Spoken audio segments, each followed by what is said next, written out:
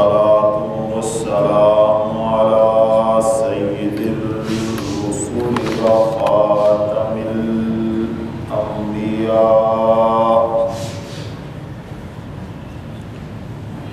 وعلى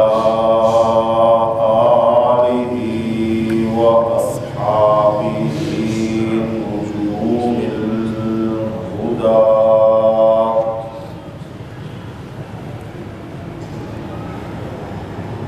أما بعد فأعوذ بالله من الشيطان الرجيم. بسم الله الرحمن الرحيم.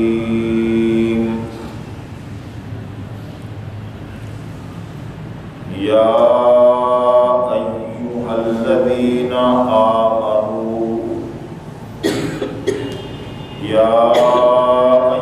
الذين آمنوا استعينوا بالصبر والصلاة إن الله مع الصابرين.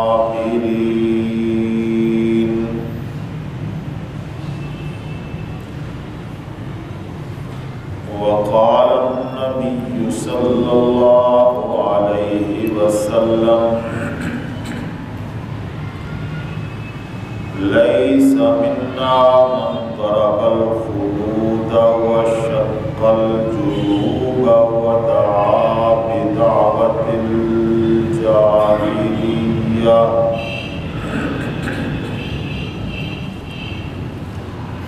سبحانك لا علم لنا إلا ما علمتنا إنك أنت العليم الحكيم.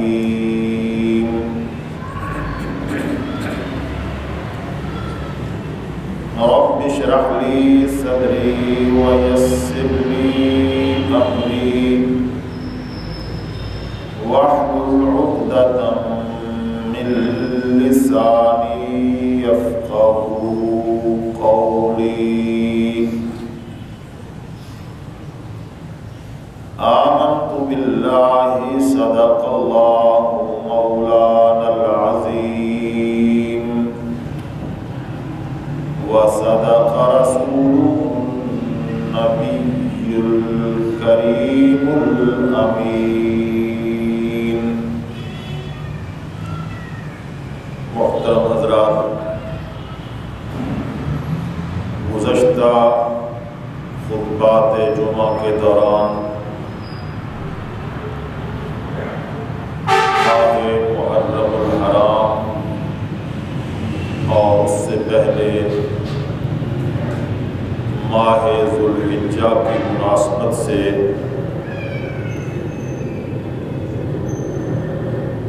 اللہ کے نام پر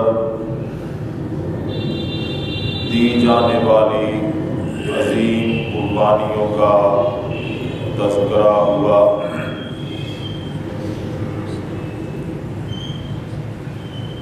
حضرت ابراہیم علیہ السلام نے اللہ کے حکم پر اپنے بیٹے حضرت اسماعیل علیہ السلام کو ذبح کر دینا چاہا. یہ ایک عظیم قربانی تھی. پھر اسلام کی تاریخ میں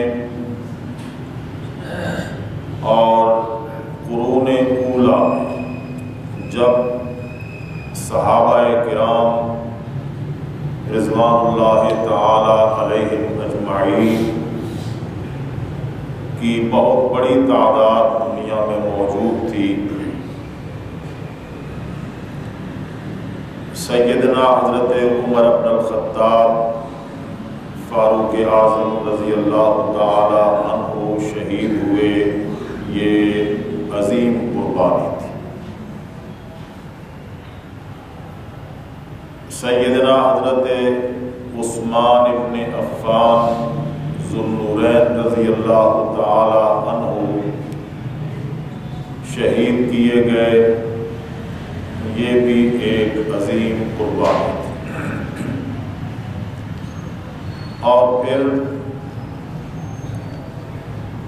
سیدنا حضرت حسین ابن علی رضی اللہ تعالی عنہ نواسۂ رسول شہید کیے گئے، یہ بھی ایک عظیم قربانی تھی۔ اور پھر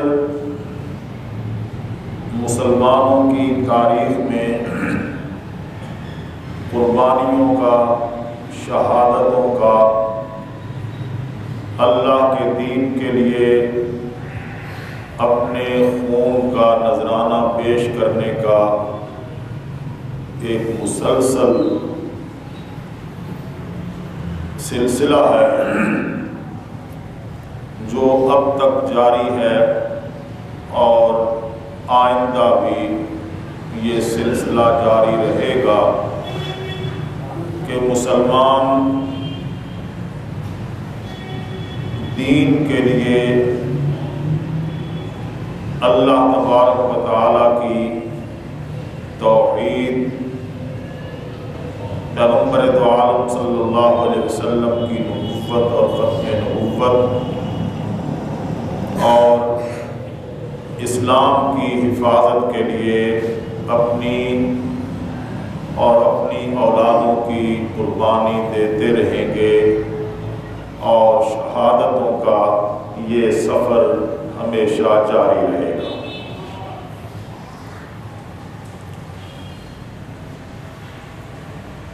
شہادت ہے مطلوب و مقصود مومن، نہ مال غنیمت نہ کشور کشائی۔ اور شہادت کی موت وہ موت ہے کہ جو مسلمانوں کے نزدیک مطلوب ہے، ہمیشہ مطلوب رہی۔ وہ صحابی تاریخ اسلام کا عظیم حصہ ہے کہ جب زخموں سے چور ہو کر زمین پر گرے اور آخری سانس آ رہے تھے تو فرمایا فزت برب الکعبہ، رب کعبہ کی قسم میں کامیاب ہو گیا۔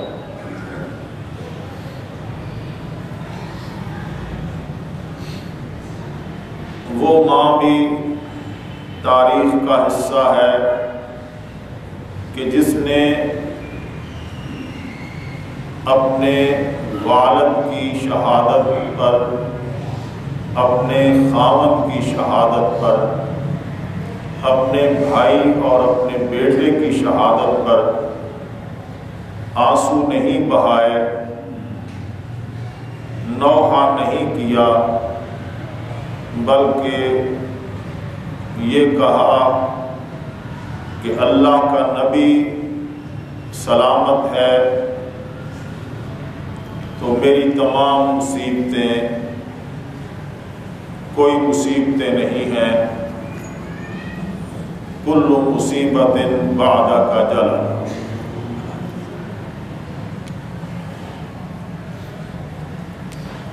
خود سرور کائنات امام الانبیاء علیہ التحیۃ والسلام خواہش کرتے رہے کہ ان اقتل فی سبیل اللہ ثم احیا ثم اقتل ثم احیا ثم اقتل، کہ میں اللہ کی راہ میں شہید کیا جاؤں، پھر مجھے زندہ کیا جائے، میں پھر شہید کیا جاؤں، پھر مجھے زندگی دی جائے تو وہ زندگی بھی شہادت کی صورت میں اللہ کے راستے میں قربان کر دوں۔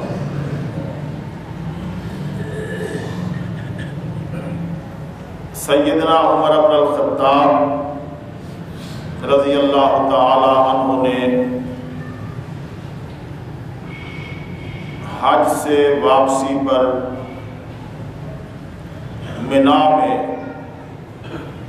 جو دعا مانگی وہ سیرت، تاریخ اور حدیث کی کتابوں کا ذخیرے کا حصہ ہے۔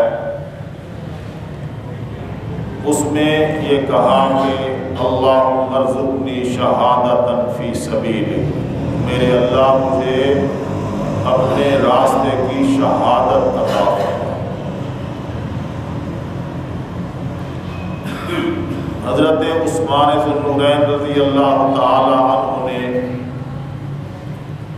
محاصرہ کرنے والے باغیوں کے سامنے اپنے گھر کی چھت سے جو خطبہ دیا، اس کے آخر میں ارشاد فرمایا کہ اللہ اکبر انی شہید ہوں، اللہ سب سے بڑا ہے، تم سب گواہ رہنا کہ میں اللہ کی راہ میں شہید کیا جاؤں گا۔ پہلے سے تیار تھے کہ سرور دو عالم صلی اللہ علیہ وسلم نے پہاڑ سے کہا تھا کہ انما علیک نبی و صدیق و شہیدا، اس وقت تجھ پر ایک نبی ہے، ایک صدیق ہے اور 2 شہید ہیں۔ حضرت عثمان جانتے تھے کہ پیغمبر دو عالم نبی ہیں، ابو بکر صدیق ہیں اور عمر شہید ہوئے، اب مجھے بھی شہادت کی موت کو اپنے گلے لگانا ہے۔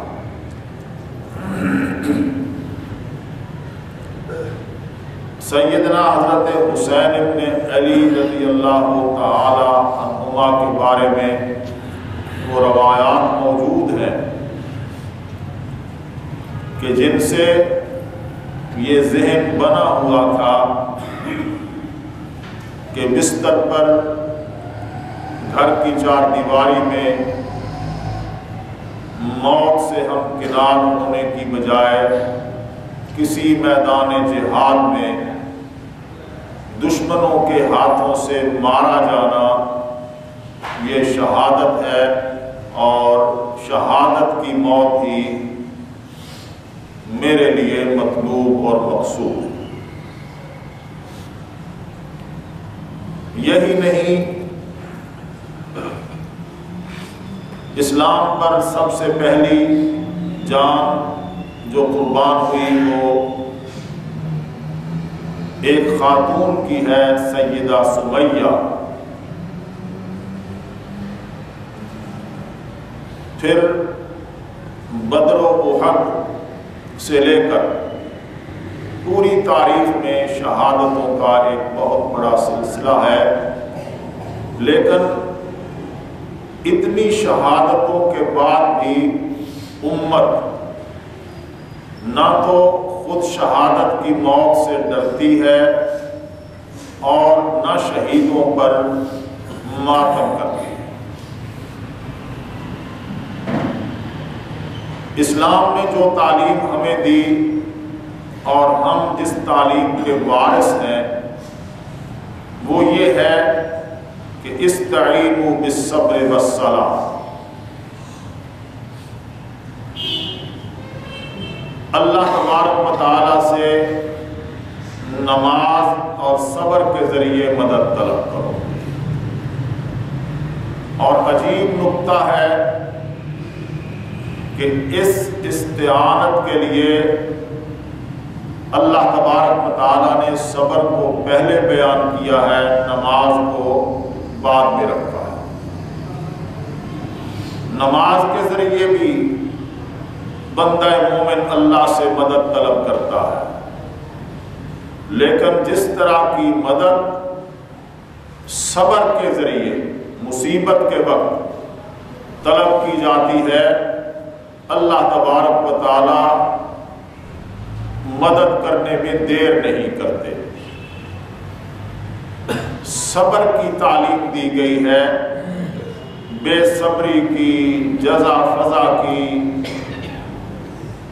صف ماتم بچھا لینے کی، سوگ کی تعلیم نہیں دی گئی۔ اس سے بڑی اور شہادت کیا ہوگی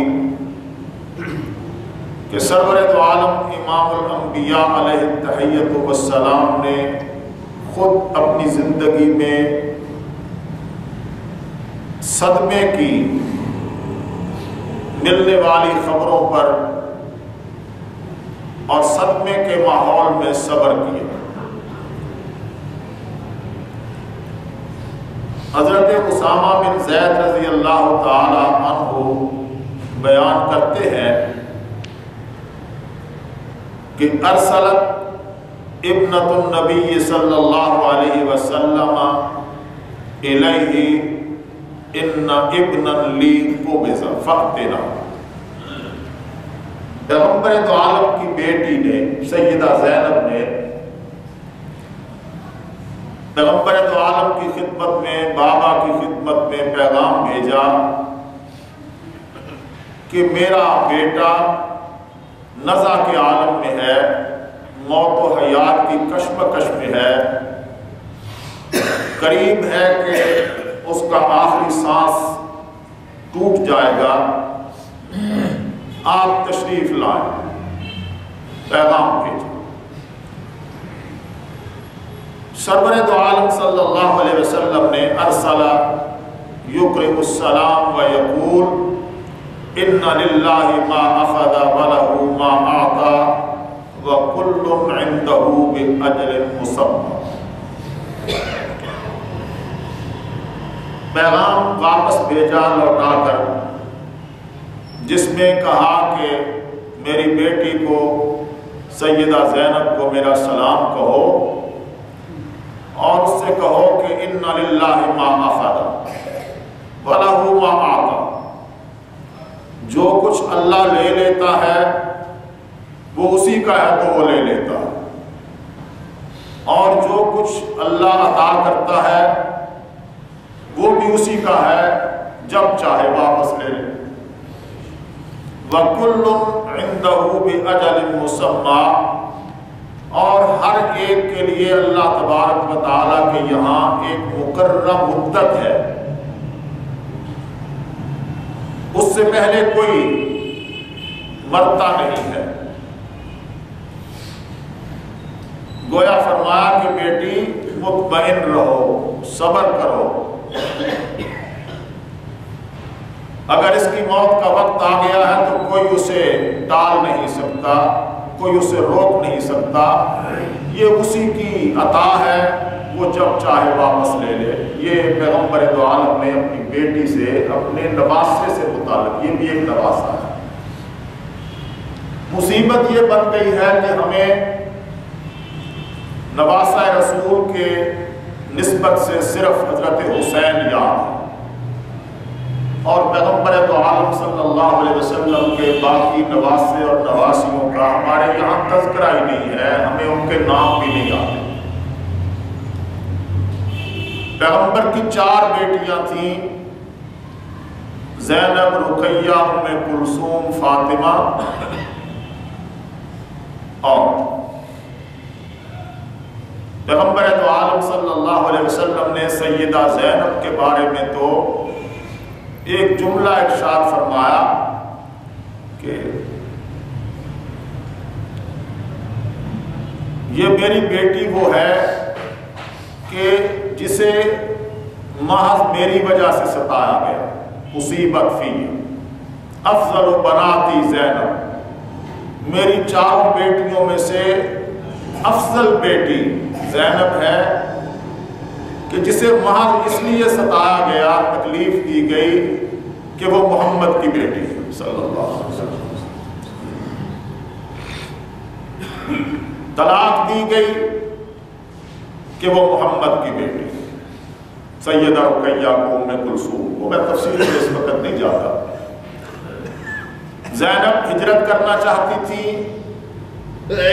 تو ان پر حملہ کیا گیا اس لیے کہ یہ محمد کی بیٹی، اسی زینب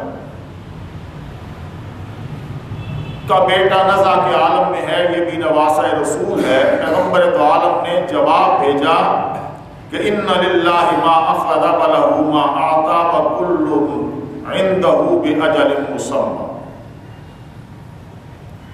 پیغام پہنچ گیا، ایمان بھی ہے، عقیدہ بھی ہے، بابا نے تسلی بھی دی ہے، تسلی تو ہو گئی، لیکن بیٹی بیٹی ہے۔ پلٹ کر پیغام بھیجا کہ تقسم علیہ لیأتینہا، پیغام مل گیا ہے کہ فلتصبر ولتحتسب، صبر کر اور اللہ سے اجر مانگ، لیکن میں آپ کو اللہ کی قسم دیتی ہوں کہ آپ ضرور آئیں۔ بیٹی کو باپ کے علاوہ کیا تسلی ہو سکتی ہے ایسے عالم میں کہ بچہ نزع کے عالم میں ہو اور موت کی طرف بڑھ رہا۔ سرور دو عالم کو بیٹی کا یہ پیغام پہنچا تو حضور تشریف لے گئے، معاہ سعد بن عبادہ و معاذ بن جبل و ابی بن کعب و زید بن ثابت و رجال، یہ صحابہ بھی تھے اور بھی کئی صحابہ تھے۔ حضور تشریف لے گئے بیٹی کے گھر، فرفع الی رسول اللہ صلی اللہ علیہ وسلم الصبی ونفسہ تتقعقع، پیغمبر دو عالم کے ہاتھ میں نواسہ دے دیا گیا۔ حالت یہ تھی کہ اس کا سانس اکھڑ رہا تھا، نفسہ تھا، مضطرب تھا، جیسے سانس ٹوٹ رہے ہوتے۔ پیغمبر کے ہاتھوں میں نواسے کا وجود ہے، سانس ٹوٹ رہے ہیں۔ دیکھا تو ففاضت عیناہ، پیغمبر دو عالم صلی اللہ علیہ وسلم کی آنکھوں سے آنسو گرے، ٹپکنے لگے۔ فقال سعد یا رسول اللہ ما ھذا، حضرت سعد نے کہا اللہ کے پیغمبر یہ کیا کیفیت ہے، یہ کیا اضطراب ہے، یہ کیا بے چینی اور کیا غم ہے کہ آپ کی آنکھوں سے بھی آنسو گر رہے ہیں۔ فقال ھذہ رحمۃ جعلها اللہ فی قلوب عبادہ فانما یرحم اللہ من عبادہ الرحماء، پیغمبر نے فرمایا کہ یہ وہ رحمت ہے جو اللہ تبارک و تعالی نے اپنے ہر بندے کے دل میں رکھی ہے۔ اور اگلی بات جو ہم سب کے لیے فرمایا انما یرحم اللہ من عبادہ الرحماء، اللہ تعالیٰ اپنے انہی بندوں پر رحم کرتا ہے جن کے دل میں دوسروں کے لیے رحم کا جذبہ ہے۔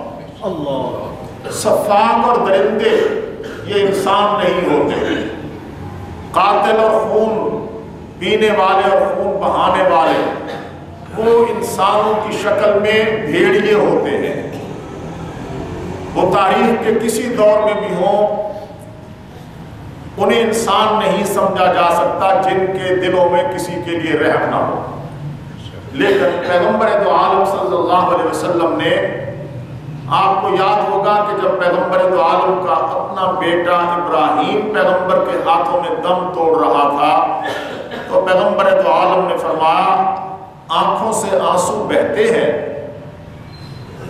دل غمگین ہوتا ہے، لیکن ہم زبان سے وہی کچھ کہیں گے جس پہ ہمارا اللہ ہم سے راضی ہے۔ جزا فضا نہیں ہے، ماتم نہیں ہے، بلکہ استرجاع ہے۔ استرجاع کیا ہے؟ وَلَنَبْلُوَنَّكُمْ بِشَيْءٍ مِّنَ الْخَوْفِ وَالْجُوعِ وَنَقْصٍ مِّنَ الْأَمْوَالِ وَالْأَنفُسِ وَالثَّمَرَاتِ وَبَشِّرِ الصَّابِرِينَ الَّذِينَ إِذَا أَصَابَتْهُمْ مُصِيبَةٌ قَالُوا إِنَّا لِلَّهِ وَإِنَّا إِلَيْهِ راجعون، یہ اِنَّا لِلَّهِ وَإِنَّا إِلَيْهِ راجعون کہنا یہ استرجاع ہے۔ اور اللہ تبارک و تعالی نے پیغمبر دو عالم کے ذریعے اس امت کو تعلیم یہ دی ہے کہ جب مصیبت ہو تو اس وقت استرجاع کرو، انا للہ و انا الیہ راجعون کہو، تو پھر کیا ہوگا؟ اولئک علیہم صلوات من ربہم ورحمہ، جو استرجاع للہ و انا الیہ راجعون کہیں گے، صبر کریں گے، ان پر میری رحمت ہے، اولئک علیہم صلوات، اللہ کی طرف سے صلوات ہے، ورحمہ، رحمت ہے، اولئک هم المہتدون، اور یہی لوگ ہدایت یافتہ۔ یہ ہے وہ پٹڑی، وہ ہے شاہراہ جس پہ چلنے سے رحمت ملتی ہے۔ اور یہ جو جاہلیت کا طریقہ ہے ماتم کا، اس پر کیا ملتا ہے؟ یہ کوئی اسلام کا علم کلام نہیں ہے، اسلام ہم تک پہنچا ہے قرآن کے ذریعے سے، پیغمبر کی احادیث کے ذریعے سے، صحابہ کرام کے تعامل کے ذریعے سے۔ ہر کسی کو یہ حق پہنچتا ہے کہ وہ پورے قرآن کی ایک ایک آیت کو اور ایک ایک لفظ کو پڑھے، اسے حق پہنچتا ہے کہ وہ پیغمبر دو عالم صلی اللہ علیہ وسلم کی احادیث کا 8-10 لاکھ کا ذخیرہ موجود ہے، اسے پوری طرح پڑھے۔ اسے حق پہنچتا ہے کہ وہ صحابہ کرام رضوان اللہ تعالی علیہم اجمعین کا پورا دور دیکھے کہ جب کبھی شہادتیں ہوئیں تو ان کے بعد کیا ہوا۔ کیا کبھی حضرت فاروق اعظم کی شہادت کے بعد مدینہ کی گلیوں میں کوئی ماتمی جلوس نکلا ہے، گریبان چاک کیے گئے ہیں، بال کھولے گئے ہیں، عورتیں اور مرد نوحہ کرتے ہوئے مدینہ کی گلیوں میں گھومے ہوں؟ حضرت عثمان ذو النورین رضی اللہ تعالی عنہ کا شہادت کا المناک حادثہ، جسے الحادثۃ الکبریٰ کہا جاتا ہے، وہ ہوا۔ حضرت علی رضی اللہ تعالی عنہ شہید ہوئے کوفہ میں۔ کوفہ پورے کا پورا حضرت علی کے متوسلین اور عقیدت مندوں سے بھرا ہوا تھا، لیکن کوئی ایسا واقعہ، حضرت حسین رضی اللہ تعالی عنہ شہید ہوئے تو اس کے بعد کی پوری تاریخ تقریباً 352 ہجری تک، 290 برس تک، جو خیر القرون ہے، خیر القرون قرنی ثم الذین یلونہم ثم الذین یلونہم، جنہیں پیغمبر دو عالم صلی اللہ علیہ وسلم نے فرمایا بہترین زمانہ میرا زمانہ ہے، پھر اس کے ساتھ ملا ہوا زمانہ تابعین کا، پھر اس کے بعد جو زمانہ ہے تبع تابعین کا۔ تبع تابعین کے زمانے سن 352 ہجری تک پورے عالم اسلام میں کوئی ایک واقعہ نہیں دکھا سکتا کوئی انسان کہ مسلمانوں نے واقعہ کربلا پر نکل کر، اور یہ جو جھوٹ بولا جاتا ہے سیدہ زینب کے بارے میں اور کربلا سے بچ کر آنے والی ان مقدس خواتین کے بارے میں الیاذ باللہ کہ انہوں نے اپنے گریبان کھول لیے اور انہوں نے اپنے سروں سے چادریں اتار لی اور کوفہ کے بازار میں انہوں نے ماتم کیا، اس سے بڑی پیغمبر اور پیغمبر کے خاندان پہ اور کوئی تہمت نہیں ہو سکتی، اس سے بڑا کوئی جھوٹ نہیں ہے۔ تاریخ کا سب سے بڑا جھوٹ یہ ہے کہ خاندان نبوت کی عورتوں کے بارے میں یہ کہا جائے کہ انہوں نے اپنے سروں سے چادریں اتار دی اور انہوں نے اپنے گریبان کھول لیے اور انہوں نے اپنے سینوں پر اور اپنے چہروں پر تماچے مار کے ماتم کیا۔ یہ صحابہ پر نہیں، پیغمبر کے خاندان پر اور خود پیغمبر دو عالم کی شان پر تہمت ہے، اور یہ بغاوت ہے اسلام کی تعلیمات سے، اس کا عبادات سے اور دین کے ساتھ کوئی تعلق نہیں۔ کیا ملتا ہے؟ میں اس وقت کوئی مذمتی اور احتجاجی تقریر نہیں کرنے لگا، وہ تو انشاءاللہ وہاں پریس کلب پہ احتجاجی مظاہرہ ہو رہا ہے، راولپنڈی پہ کچھ اذہان ہم پیش آیا اس کے پر اس پر گفتگو کریں گے۔ آج تو میں عقیدے اور ایمان کی بات کر رہا ہوں۔ یہ خطبہ جمعہ ہے، اس کی اپنی ایک کیفیت ہوتی ہے، اس کا اپنا ایک دائرہ ہوتا ہے، میں تعلیم کے درجے میں گفتگو کر رہا ہوں۔ سرور دو عالم امام الانبیاء علیہ التحیۃ والسلام نے اس پر کیا کہا ہے؟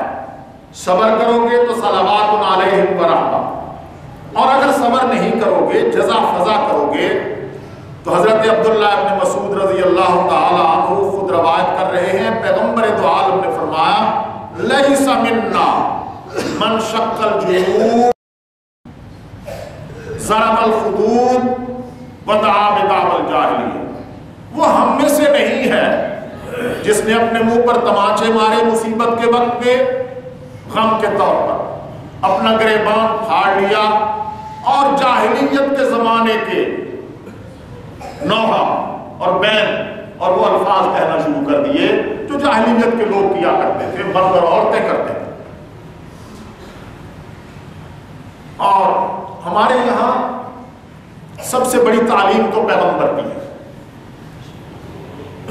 یہ بھی فرمایا پیغمبر دو عالم کہ لعن رسول اللہ صلی اللہ علیہ وسلم النائحۃ والمستمع۔ حضرت ابو سعید خدری رضی اللہ تعالی عنہ کہتے ہیں کہ پیغمبر دو عالم نے فرمایا نوحہ کرنے والی عورت اور نوحہ سننے والوں پر، کہ جنہیں بڑی تسلی ہوتی ہے نوحہ سن کر، ماتم کی آواز سن کر، بین سن کر خوش ہوتے ہیں یا ثواب سمجھتے ہیں یا مطمئن ہوتے ہیں، پیغمبر دو عالم نے فرمایا ان دونوں پر خدا کی لعنت ہو۔ پیغمبر دو عالم صلی اللہ علیہ وسلم نے تو تعلیم یہ دی، سمجھ لینا چاہیے۔ سرور دو عالم امام الانبیاء علیہ التحیۃ والسلام نے ایک موقع پر فرمایا اور یہ سے سمجھ، اربع فی امتی من امر الجاہلیت، میری امت میں بھی 4 چیزیں جاہلیت کے امور میں سے چلتی آ رہی ہیں، چلتی چلی جا رہی ہے جاہلیت، نبی کی تعلیم نہیں ہے، قرآن کی شہادت نہیں ہے، صحابہ کرام رضوان اللہ تعالی علیہ مجمعین کا تعامل نہیں ہے۔ پیغمبر دو عالم کیا ارشاد فرما رہے ہیں؟ فرمایا الفخر فی الاحساب، اپنی برادری اور اپنے حسب و نسب پر فخر کرنا یہ بھی جاہلیت ہے، یہ اسلام نہیں ہے کہ فلاں برادری کا ہے اور میں فلاں برادری ہوں، سینہ تن جاتا ہے، گردن اونچی ہو جاتی ہے، یہ اپنے خاندان پر اور اپنی برادری پر فخر کرنے میں۔ حضور نے فرمایا یہ جاہلیت کا امر ہے، اسلام کی تعلیم نہیں ہے۔ اسلام تو یہ کہتا ہے کہ اِنَّا خَلَقْنَاكُم مِّن ذَكَرٍ وَأُنثَىٰ وَجَعَلْنَاكُمْ شُعُوبًا وَقَبَائِلَ لِتَعَارَفُوا إِنَّ أَكْرَمَكُمْ عِندَ اللَّهِ أَتْقَاكُمْ۔ دوسری بات وَالطَّعْنُ فِي الْأَنْسَابِ، لوگوں کو ان کے نسب پر طعن کرنا یہ بھی چلتا رہے، تم چھوٹی قوم کے لوگ ہو، تم کمی کمین ہو، تمہارا نسب کیسے؟ والاستسقاء بالنجوم، اور ستاروں کے ذریعے سے بارش طلب کرنا یہ شرک ہے۔ بارش اللہ سے مانگو، بتوں سے، مزاروں سے، ستاروں سے یہ نہیں۔ اور چوتھی بات پیغمبر دو عالم والنیاحۃ، نوحہ یہ بھی لوگ کریں گے، لیکن پیغمبر دو عالم نے اس پر فرمایا النائحۃ اذا لم تتب قبل موتها، نوحہ کرنے والی عورت اگر اپنی موت سے پہلے توبہ نہیں کرے گی، نوحہ کرتی ہے، بین ڈالتی ہے، ماتمی الفاظ کہتی ہے، اس کی آواز اونچی ہوتی ہے اور غیر محرم مردوں تک پہنچ جاتی ہے۔ دیکھیے عورت کا اپنا ایک مزاج اور اس کا ایک دائرہ ہے، لیکن جب وہ اپنی آواز کو غم کے انداز میں بلند کرتی ہے اور دوسروں تک، پیغمبر دو عالم نے فرمایا اذا لم تتب قبل موتها تقام یوم القیامت وعلیہا سربال من قطران ودع من جنب، قیامت کے دن کھڑی ہوگی، اٹھائی جائے گی، اس کے جسم پر جہنم کی آگ کا لباس ہوگا۔ اپنی یہاں اصلاح کیجیے، اپنی بہنوں کا، اپنی بیٹیوں کی، اپنی ماؤں کی، اپنے گھروں کی، خاندان کی عورتوں کی اصلاح کیجیے۔ آنسو اپنی جگہ پہ ہے، غم اپنی جگہ پہ، لیکن یہ سوچ دیکھیے صرف ایک خاتون ہے کہ جس کا خاوند مر گیا ہو، وہ بیوہ ہوئی ہے، تو اس کی عدت 4 مہینے 10 دن ہے۔ اسے یہ کہا گیا کہ تم ایسا بناؤ سنگار نہ کرو جس سے یہ اندازہ ہو کہ تم کوئی عدت گزرنے کے بعد شادی کرنا چاہتی ہو۔ اس کے علاوہ صفحہ ماتم تو ہے ہی نہیں۔ 3 دن گھر والوں سے یہ کہا کہ تم اپنے گھر میں بیٹھو، لوگ تعزیت کے لیے آنا چاہیں گے تو وہ تعزیت کریں، اور 3 دن کے بعد اپنے اپنے کام کاج میں مصروف ہو جاؤ۔ کسی کو سوگ کے طور پر اور صف ماتم بچھا کر بیٹھنے کی اجازت نہیں دی۔ سرور دو عالم امام الانبیاء علیہ التحیۃ والسلام کی تعلیم تو یہ ہے، عورت کے لیے اس کے بیٹے سے زیادہ قیمتی کون ہوتا ہے؟ ماں کی ممتا، اس کے لیے سب سے بڑا سرمایہ اس کا بیٹا ہے، اس کی اولاد ہے۔ پیغمبر دو عالم صلی اللہ علیہ وسلم نے فرمایا جس کے 3 بیٹے اس کی زندگی میں مر گئے اور اس نے صبر کیا، میں محمد ضمانت دیتا ہوں کہ وہ بیٹے اس کے لیے جہنم کی آگ کے سامنے رکاوٹ بن جائے۔ یہ پیغمبر کی تعلیم ہے۔ اور بڑا عجیب جملہ ارشاد فرمایا پیغمبر دو عالم صلی اللہ علیہ وسلم نے کہ مدت کتنی بھی گزر جائے، اور اس کے راوی ہے حضرت حسین ابن علی۔ مزے کی بات یہ ہے کہ اللہ تبارک و تعالیٰ اپنی حکمتوں کے تحت اپنے انہی بندوں سے روایات کرواتا ہے کہ جن بندوں کو بعد میں ہدف بنا لیا۔ آج حضرت حسین کے نام پہ ماتم ہے، ایک پورے مذہب کی بنیاد لاشوں پر ہے، کربلا کی لاشوں پر۔ وہ جو کہتے ہیں کہ لاشوں پہ سیاست نہ کرو، وہ تو خود لاشوں پر اور خون پر اور قربانیوں پر اپنے مذہب کی بنیاد رکھے ہوئے۔ وہ مذہب جو سیاست کا اور اسلام میں افراتفری اور انتشار پھیلانے کا باعث ہے، جس کی بنیاد یہ ہے۔ بنی بغیر اور کرامتہ، یہ سن 300 ہجری کے بعد مختلف زمانوں میں مختلف موقعوں پر برسر اقتدار آتے رہے ہیں، خلافت عباسیہ کے کمزور ہونے کی وجہ سے۔ سب سے پہلے بنی بغیر کے حکمران نے یہ حکم دیا سن 352 ہجری میں کہ بازار بند کر دیے جائیں، عورتیں اور مرد گلیوں اور سڑکوں پہ نکل کر بازاروں میں نکل کر حضرت حسین اور کربلا کے شہیدوں کا ماتم کریں۔ اس سے پہلے کہیں کوئی ایک واقعہ آپ کو نہیں ملے گا۔ اور یہ بات یاد رکھیے، یہ جو کہتے ہیں کہ ہماری عبادت ہے، عبادت کسی کے بنائے سے نہیں بنتی۔ عبادت کے لیے اللہ کی قرآن کی دلیل چاہیے، محمد عربی صلی اللہ علیہ وسلم کی حدیث کی دلیل چاہیے، صحابہ۔ اور چلیے آپ صحابہ کو نہیں مانتے تو نہ مانیں، صحابہ تمہارے ماننے کے محتاج نہیں ہیں۔ صحابہ کے بارے میں قرآن کی حجت موجود ہے کہ رضی اللہ عنہم ورضوا عنہ، اللہ نے ان کے لیے جنت کے دروازے کھول دیے ہیں اور ان پر کوئی دروازے بند نہیں کر سکتا۔ تم نہ مانو، تمہارے ماننے اور نہ ماننے سے کیا فرق پڑتا ہے؟ سرور دو عالم صلی اللہ علیہ وسلم نے فرمایا کہ لا تمس النار مسلما رآنی، جس مسلمان نے مجھے دیکھا، میری زیارت کی، میں اللہ کا نبی ضمانت دیتا ہوں کہ اسے جہنم کی آگ نہیں چھو سکے گی۔ ورآ من رآنی، بلکہ جس نے میرے صحابی کی زیارت کر دی، اللہ نے اس پر بھی جہنم کی آگ حرام کر دی۔ اس کے لیے تو اور کسی شہادت کی ضرورت نہیں ہے، تمہارے مان لینا۔ میں کہتا ہوں کہ اگر تمہارا اپنا علم کلام ہے، قرآن کے علاوہ، احادیث رسول کے علاوہ، صحاح ستہ کے علاوہ، صحابہ اکرام کی روایات پر تمہیں اعتماد نہیں ہے، تم حضرت ابوبکر کو گالی دینا ثواب سمجھتے ہو، تم حضرت عمر پہ تبرہ کرنا ثواب سمجھتے ہو، تم حضرت عثمان کو برا بھلا کہنا ثواب سمجھتے ہو، تم حضرت معاویہ رضی اللہ تعالیٰ عنہ پہ سب کو شتم کرنا ثواب سمجھتے ہو، سارے صحابہ اکرام سوائے 5 کے، ان سب کو کافر قرار دینے میں تمہارا جو ہے وہ سینہ ٹھنڈا ہوتا ہے تو ہوتا رہے۔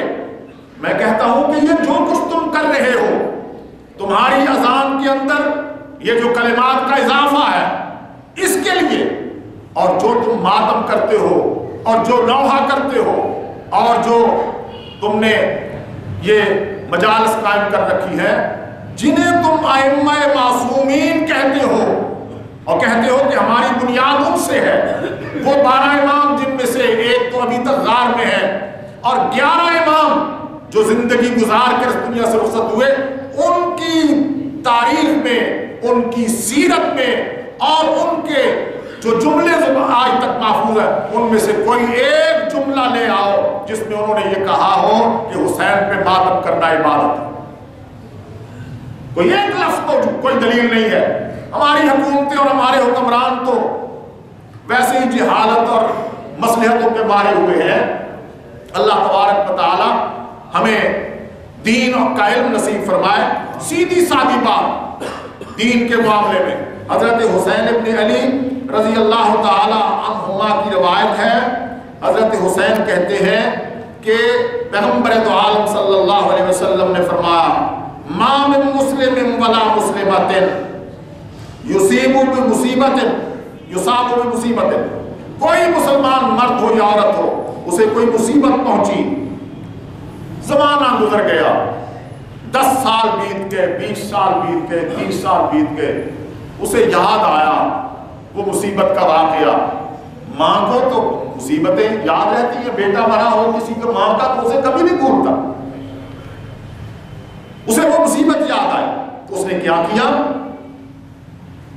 استرجاعاً اس نے پھر ایک دفعہ کہہ لیا انا للہ و انا الیہ راجعون۔ جو مصیبت آئی تھی وہ اللہ کی طرف سے تھی، اللہ نے اس مصیبت کا وقت بھی گزار دیا، وہ جو اللہ نے دیا تھا وہ اس نے واپس لے لیا، وہ اللہ کا ہی مال ہے۔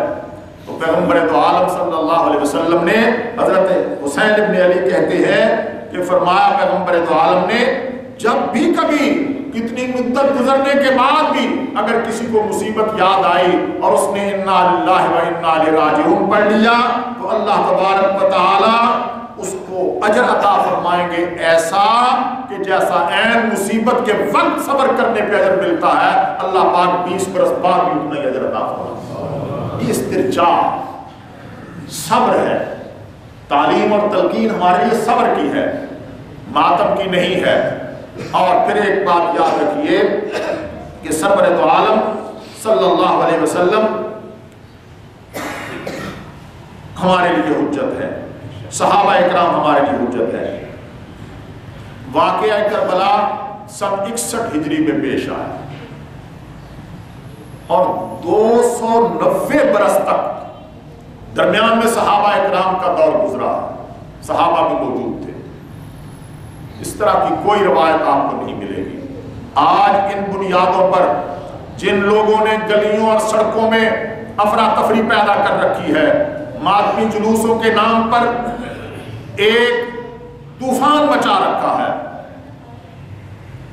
میں نہیں سمجھتا کہ اگر وہ اسے عبادت سمجھتے ہیں اور اپنی عبادت گاہ میں نہیں کرنا چاہتے تو اپنے گھر تک محدود رہیں، ہمارے دروازے کے سامنے آ کر،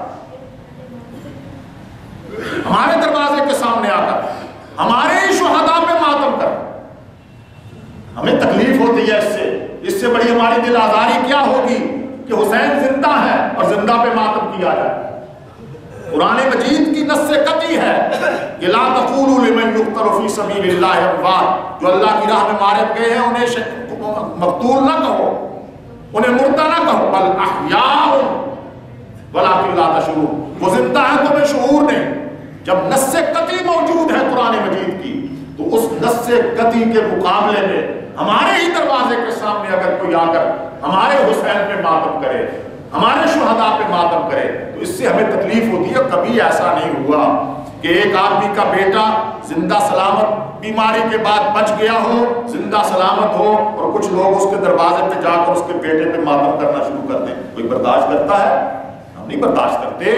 لہٰذا حکومتوں کو پوری طرح دانائی کے ساتھ، حکمت کے ساتھ، دلائل کی روشنی میں اپنے یہاں ایک ایسا دائرہ قائم کرنا چاہیے کہ جس دائرے کے بعد کسی قسم کی افراتفری باقی نہ رہے۔